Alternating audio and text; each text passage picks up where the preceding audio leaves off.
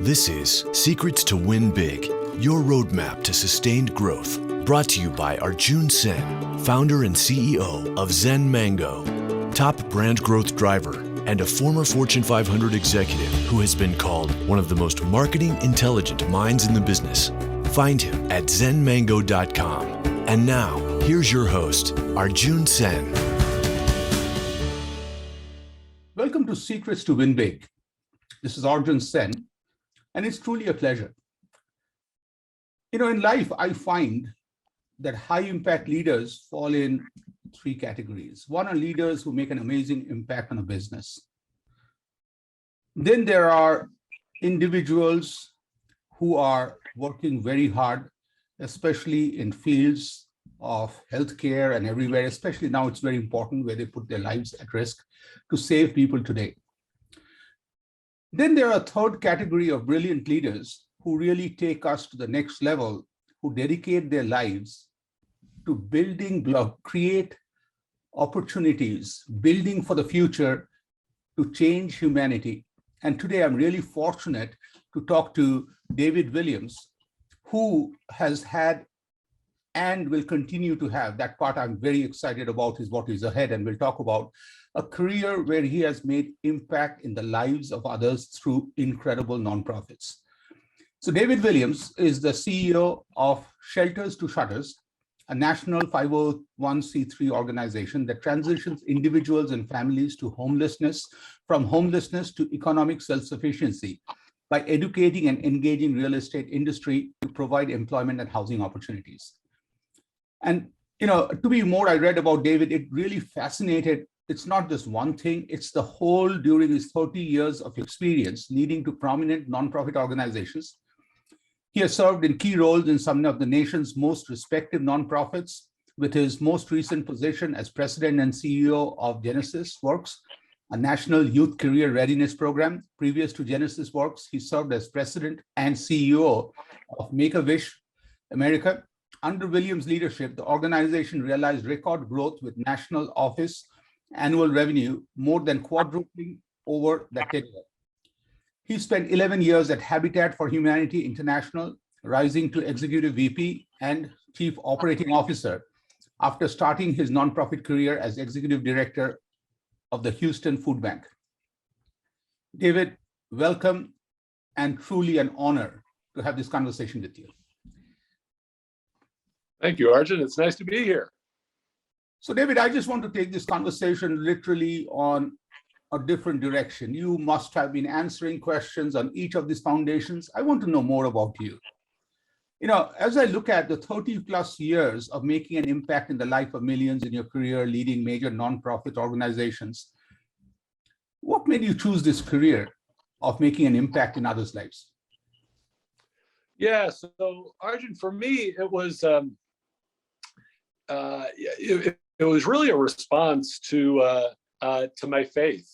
So when I was in college, in my case, I became a Christian, and as I looked at the scriptures, I was really shocked by God's concern for people who were poor, who were disabled, who were people that were not valued kind of by the world, and also really struck by to those who have much is required. And as I looked at my life, I realized that I had been given a lot. I had been raised in a wonderful family. I'd been educated. I had never worried about whether I was going to have a meal or a roof over my head. And so I just really became convinced that I had a responsibility to try to make the world that I lived in a better place. And so I really did that in college and in my early work life through volunteering. I originally, after graduating from college, went to work for Shell Oil Company and finance, but I really found that I received greater joy, and I thought much more about the organizations I was volunteering with than in my work. And so food banks were getting started across the country in the late 70s, early 1980s, and they came to Houston. And I got involved I was on a committee to raise money, and then I was on the board, and then they were looking for an executive director. And I thought, how wonderful to be able to not just devote a few hours a day or a week with this, but to actually put my whole being into it. And so I became the director of the Houston Food Bank, and just kind of fell in love with that type of work. Love that. So are there any individuals in your family who was an inspiration in this journey of a young man going through college, already had figured out what you want to do?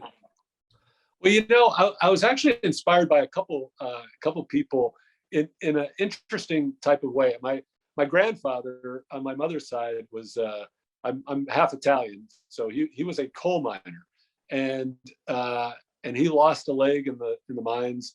He died of black lung, and when I thought about what he did for a living to put food on the table, I was kind of pretty humbled by it. My other grandfather was a milkman, and we were actually on his route. So he would pick me up, and I would get to help him. And I think if somebody had come along and said, "Hey, you could have this job for the rest of your life," I think I would take it, because he was outside and he would meet with people. The interesting thing about my grandfather was that he was a wonderful grandfather, but he was a terrible milkman, because a lot of people that he had on his route were elderly. They were homebound. And so often he was the only person they would see in a day. And so he would actually sit down and have a cup of coffee with them. And so while everybody else was getting done by the early afternoon, his truck would roll in more towards the end of the day. But I learned a valuable lesson from both those gentlemen. One, the value of hard work and kind of the grit that my one grandfather had in terms of working in just really a tough situation, and yet, just working very, very hard. And then with my other grandfather, the value of listening. And as I've thought about my jobs over the years, I actually end up doing a lot of listening. And I think that's one of the areas that really effective leaders come to realize, that a lot of times the problems and the solutions are in front of you. You just have to pay attention to, your employees, your customers, your vendors, the people around you. And so I think those were the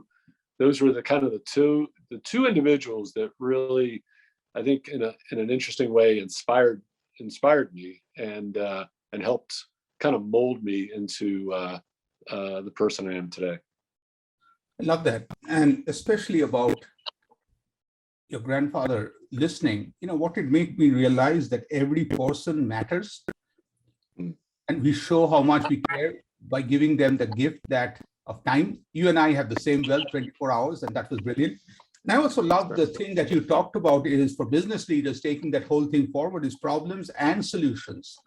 Both are right in front of you. All we have to do is pause, listen, and we get those. David, as I'm listening to you, not only you have an inspiration that is faith-based, which is very strong. You have a heart which is very committed. But also there is a business person who knows how to make an impact at the highest level, because quadrupling the revenue over a period of time is not revenue, the annual revenue of the success at an organization as big as Make-A-Wish America is not easy. So what does it take for any nonprofit to be at the highest level of success? And of course, I would love your definition of success before you answer the question.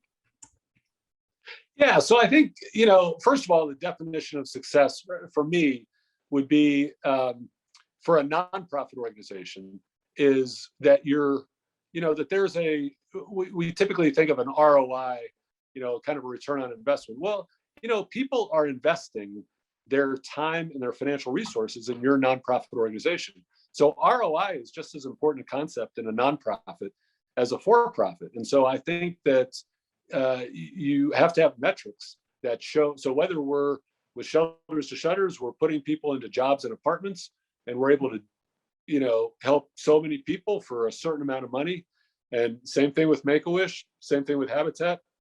With the food bank, we talked about how for every dollar donated, we were able to distribute $25 worth of food. So you have to be able to demonstrate that the value proposition of why it's important to invest in this nonprofit organization. There are 2 million charities in the United States alone. So there are a lot of organizations out there doing good work. You've got to be able to demonstrate that your investment, and even getting it down to the personal level, why your donation, why your investment is important and what it's going to do. So I think that's the first measure of success. I think the second has to do with leading people and creating a culture where it's a joyful and productive place to be. There are a lot of great missions out there, and yet, the truth be told, some of them are terrible places to work, because people don't cooperate. People have their own agendas. That happens in the nonprofit world, just like in the for-profit world. And I view success that I want people that I've worked with to feel like that we were able to create a culture that was positive and that was affirming. And again, that was, we don't use the word joyful a lot, but that is joyful. This is hard work, and nonprofit work is even in some cases harder, depending on the mission of the organization. And so I think that's important because, and it's even from a self-interest standpoint, I think if you have a great culture, you'll get the best out of people. I think it works to the advantage of the organization. And so those are the two measures of success that I think are the most important. Love that. Years back, we were working with the branding for America's Road Home, who help homeless people into homes. And one of the challenges the company was having was people were making pledges. And once there's a pledge and there's some donations, then the house is started to build and they commit, these 6 people will move in. And then at times the pledges were not happening. And the big thing, what we realized was, as the pledges made, we right away help them put the faces of the 6 people. So tomorrow, let's say if Arjun is falling behind, David can just send an email by saying, Arjun, I know you're falling behind, but what do I tell these 6 men and women who are ready to move on July 7th? Because now it's getting delayed. And what we found was putting a face and an ROI behind it really, really helped. So as you talked about, working for nonprofits is hard work. What are some of the biggest challenges you have faced that you're comfortable sharing with? And more importantly, how did you overcome those challenges? Yeah, so starting right off the bat, I was 23 years old when I became the executive director of the Houston Food Bank. And prior to my joining, they had 3 executive directors in a year. They had been kicked out of the National Food Bank Association, and they had been shut down by the City of Houston Health Department. And we didn't have any food and we didn't have any money. Other than that, it was awesome. So honestly, the very first challenge, and this was, it was, we would put, I had a volunteer bookkeeper, and we would put the bills in 3 piles. The bills that we could pay, the bills that he and I would put on our credit cards just as a kind of a temporary loan, and then the other bills that we couldn't pay. I mean, it was challenging. So the biggest challenge there was survival. It was, can we make it through this year and start building momentum to be a viable organization? And it was, I enlisted 2 of my college friends, and we lived in an apartment together. And that's what we did for a year, was to try to get the organization sustainable. So that was a big one. It was also challenging because I had never managed people before. I didn't know anything about the food industry, about distribution, about warehousing, about hunger in Houston. I mean, I just didn't, I'd never reported to a board. I'd never been a public spokesperson, didn't know how to speak in public. I mean, so on top of the challenge was the fact that I was probably the least qualified person for this role. But I really asked myself a question, and I think people should ask themselves a question, and that is, what would I do if I failed? And and the result and the answer was, I could fail, I might fail, but if that happened, I could go back to being a mediocre accountant, and but at least I would know that I gave it my best shot. And so I think that was the first one. I think the second one, Habitat for Humanity, I went from running a local food bank to running a nonprofit organization that operated in 48 countries around the world. The only time I'd been outside the United States was on my honeymoon. We went to Cancun. And so I didn't know anything about community development, about the greater world around me outside the United States. I didn't know anything about house building or community development. And I was reporting to a founder who was probably the most charismatic and dynamic individuals I had ever met. But he was a real challenge to work for. He was your quintessential founder. And so, when I came on board, people said that the founder had the vision and I had the nightmare, because he always had a lot of ideas. And my job was to try to figure out, how do we execute on these things, and which ones were the real nuggets, and which were the ones that we just needed to kind of pause on and hope he forgot, to be honest, because he had a lot of ideas. And so that was challenging it was just a challenging environment. And when we were done, we went from being in 48 countries to being in 100 countries. But the challenge was he thought we should have been in 200 countries. So it was this insatiable, he was driven. And so it affected the entire organization. So trying to manage that was very, very challenging. And then the third one I would just say is when I was with Make-A-Wish, when I started, we had two individuals who we caught stealing, who were leading our operations in two different parts of the country. And the decision was whether we would prosecute. Because once you prosecute, then you make it public. Mm-hmm. And once you make it public, then people will say, well, wait a second, why should I contribute to this organization when their leadership has stolen? And in both cases, it was 6 figures. And we did make the decision to prosecute because I felt that just losing your job was not punishment enough for somebody who's essentially stealing money from sick kids. Mm-hmm. And so we made the decision. They were hard decisions, and we did have to deal with a drop in donations in those parts of the country, but I think it was the right thing to do.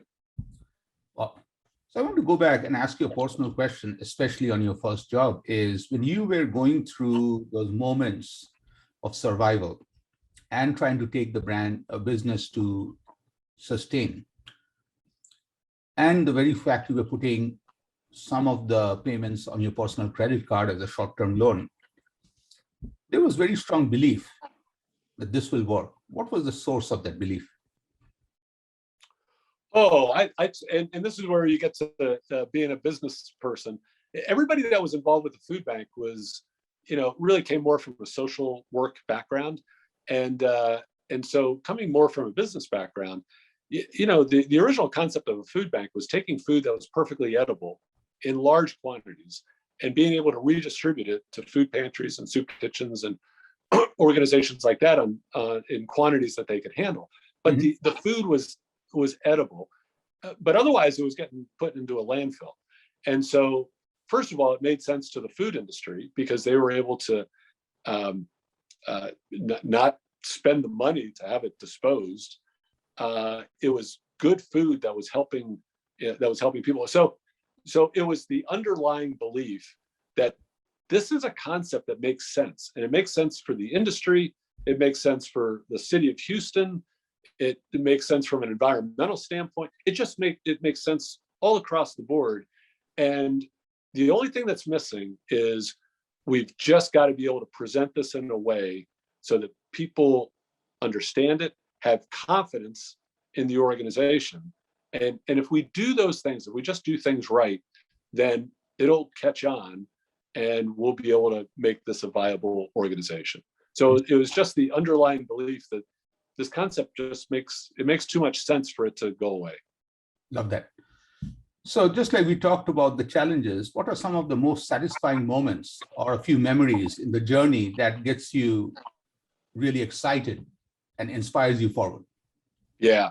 So I think to put them in two broad categories. The first is just when you see the fulfillment of the organization take place. So with Habitat for Humanity, when a house is dedicated and the family gets the keys to their house, Mhm.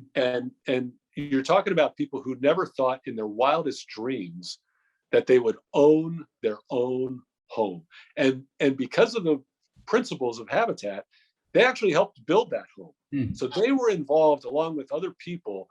And because other people were involved, because there were volunteers and corporations and other organizations that were involved in building those homes, building that person's home, it's an incredibly emotional event, as you can imagine. And so to be able to see that was always memorable and inspiring. You know, to be able to talk to a wish parent or a wish kid, to have them talk about their wish and what that did for them. Any child that's fighting for their lives because of a life-threatening medical condition, and they've been able to pull through it.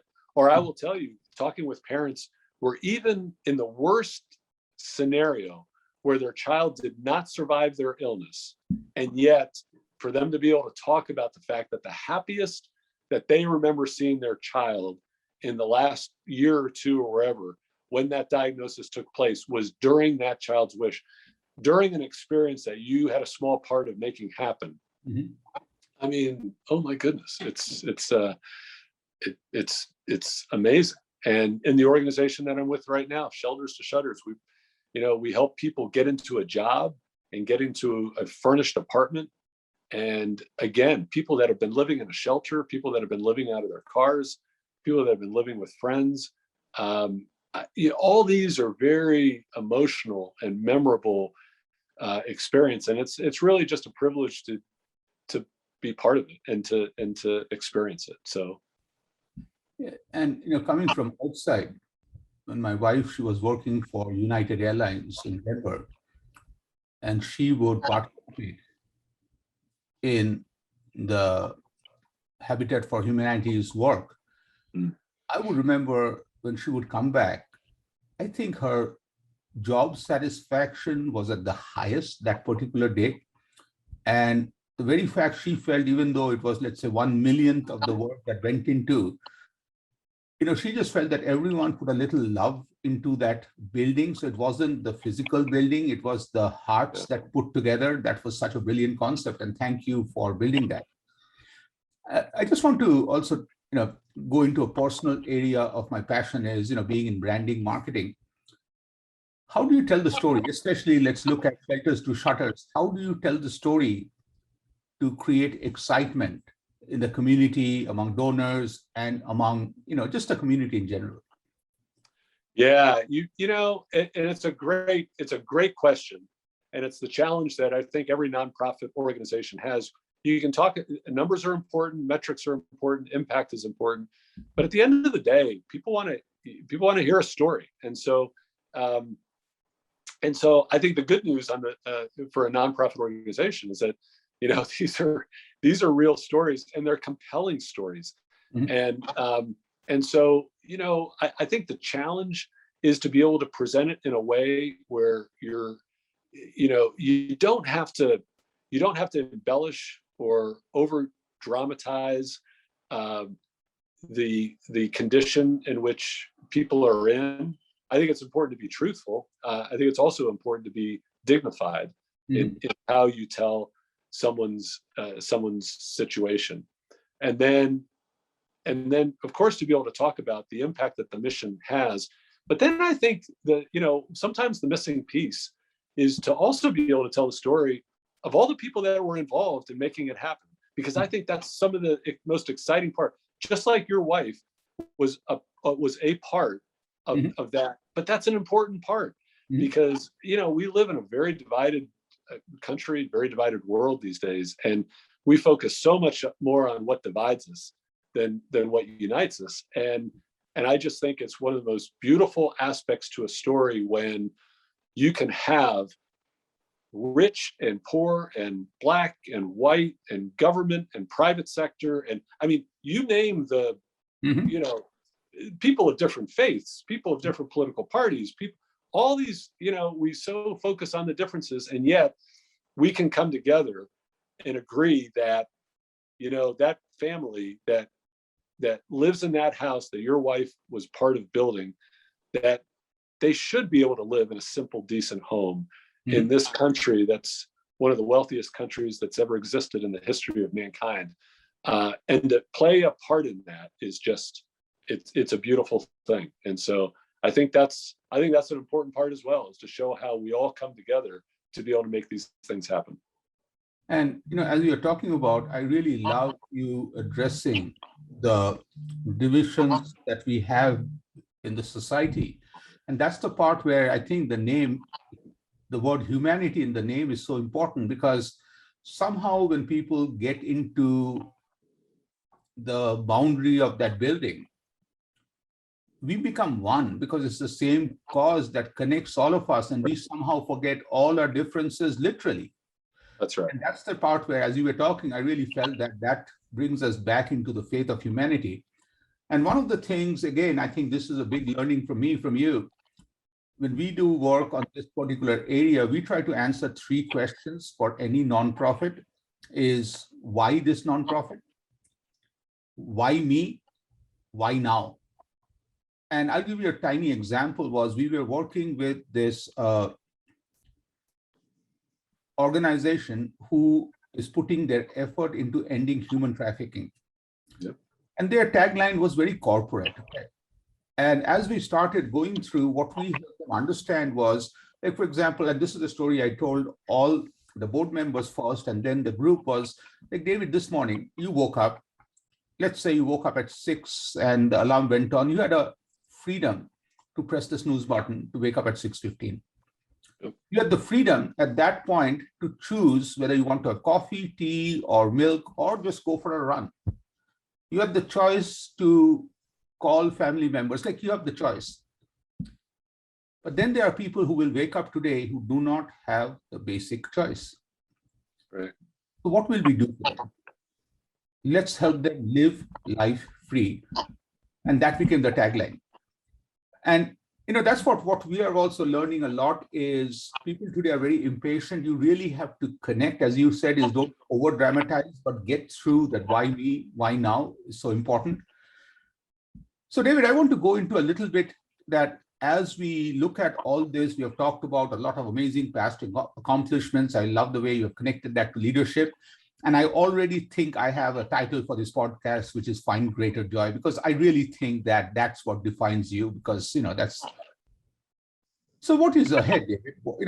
So somebody like you is always a few steps ahead. So where are you taking Shelters for Shutters? What all does David want to accomplish in life?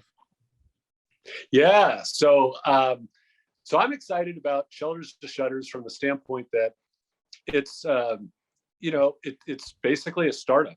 And so our goal, we're in 5 cities right now. And our goal is to go into 5 cities a year over the next 5 years, so that, we'd be in 30 cities. And, honestly, I don't know if that's too aggressive or not aggressive enough.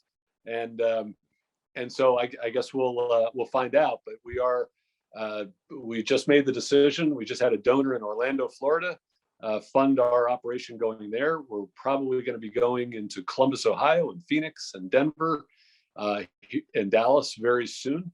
So it's so my hope and my goal is that we're able to take what I think is just a wonderful idea of if somebody's situationally homeless, they typically have need for housing and a job. There are a lot of organizations that provide one or the other. There are very few that provide both at the same time, and we do. And I think that's really unique. And I think we're providing a great solution to the multifamily industry, because we place them in apartments on terms they can afford to pay, and into entry-level jobs. And so I think that as the industry learns more about what we do and how we do it, we're going to be able to expand. And, there's no reason why this can't be in every major city across the country. And there's no reason why we shouldn't think about outside this country at some point in time. So I've been fortunate to be part of big organizations like Habitat for Humanity, like the Make-A-Wish Foundation. I am loving the fact of being in part of something small that's not well known, that's more of a startup, and being able to see how we can make it grow and have more of an impact. Brilliant. And I also love the fact that not only you're putting them in a house, you're also giving them all the tools to have the life with respect, where they work hard, contribute to our society, and come back very proudly with that paycheck to sustain that life. That sustaining is such a brilliant idea. Exactly. So now let's make the conversation very personal, David. Let's say you walk into a coffee shop or a bar, and you're greeted by two individuals. And you think you know both of them. One is David, 16 years old, one is David, 100 years old. And of course, you are there. So what would that conversation be that day? Wow. Well, I think the conversations of a 16-year-old would be, if I were giving advice to the 16-year-old, I would say, listen, stop worrying about your future. Continue to do everything you're doing, everything you know how to do, in terms of figuring out where life is going to take you. I think it would be some reassurance, because when I was young, I did not. It's something that I thought about a lot, and again, I prayed about a lot, and praying about it is good. Worrying about it is not. And so I think I wasted a lot of time worrying about the future. And I guess the conversation with a 100-year-old would be, how did I do? How did this? I just finished an interesting book called Gun Lab, and I would recommend it. And I don't know if you know, or our listeners know, what a gun lap is, but when you run a race, ready, set, go, and a gun goes off, and people are racing around the track, and then before the final lap, a gun goes off again, and that's your gun lap, and that's your last lap. And so I just read this, and it's really kind of hit me, because in a way I'm in that final lap, and it's really made me think about how do I spend my time, and what can I do so that when I am that David, hopefully at 100, that I can look back and also feel like that final lap was maybe my best one. And I think that a lot of times we have this misperception of what that final lap should look like, that it should look like playing a lot of rounds of golf. Nothing against golf. I love golf. But I think that what's one of the tragedies in our society is that sometimes it's those individuals who have the financial wherewithal, who have the time, and who have the experiences, a lifetime of experiences, to be able to do so much. And many people do, but there are a lot of people that don't. And sometimes it's because I don't think we value some of our older citizens like we should, that we don't recognize the wisdom and the experience and the knowledge that they have to be able to do tremendous things in our world. And so that would be my hope, is that this final lap of mine would be one that when I was 100, I would look back and say, wow, that was not one where you crawled across the finish line, but that you sprinted. Absolutely. And I'm looking forward to the picture of you sprinting across the finish line as the 100-year-old. So I wish you the very best in every aspect of life, good health, because the world needs you to make an impact. So this was a great conversation. Is there anything else you want to share with our listeners that we haven't talked about? Just something real quick. With the organization that I'm with right now, Shoulders to Shutters, I think I mentioned we're in 5 cities across the country. If anybody, wants to learn more about it, our website is shelterstoshutters.org, and we're looking to go into cities. And I'm always mindful of the quote from, I believe it was Margaret Mead: never underestimate the power that a small group of people can have to change the world. In fact, it's the only thing that ever has. And so as I think about the organizations that I've been with over the years and how it got started, how the first Make-A-Wish chapter in the city got started, how the first Habitat affiliate got started, how a food bank got started, so often it was one individual. It was one individual that had a passion for a mission who said, I think I could do something here.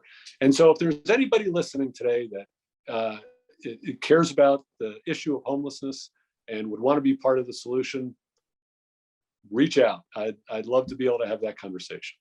Love that. And thanks for sharing that power of one. So David, you have answered every question I've asked. It's only fair. Is there anything you want to ask me? Tell me what's coming up in terms of some people that you're excited about in terms of your next interviews. Yeah. So to me, it's like every conversation is totally unique, and the whole podcast is all about talking to people from different walks of life. And one of the conversations that's coming up in the next couple of weeks is with Orian Collins. Orian Collins is the former wife of singer Phil Collins. Oh, wow. And, to me, it was a humbling experience when I first got a chance to meet her and I Googled. I realized the only pictures I found there was about her and her new husband with some gunmen have taken over Phil Collins's villa. Okay. And somehow in a world of social media, what we see, we believe. And I was fortunate to have a conversation with her where on a Zoom call, we were in a breakout room and we were the only two people. And what I realized was she doesn't care about social media. She doesn't waste time correcting social media. This is a person, when she was 48 years old, was doing a regular martial arts demo when she got kicked on the temple.